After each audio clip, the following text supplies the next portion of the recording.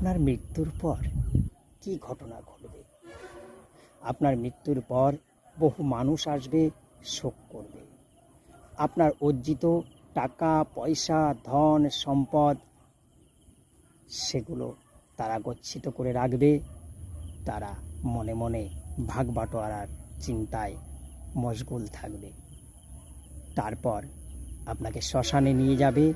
আপনার অল্প দামি জামা কাপড় পোশাক পরিচ্ছদ সেগুলো হয়তো আপনার শ্মশানেই নিয়ে যাবে, কিন্তু ওই যে আপনার অর্জিত অর্থ সম্পদ হিরে জহরত অলংকার কোনো কিছুই আপনার সঙ্গে দেবে না বা আপনি নিয়ে যেতে পারবেন না।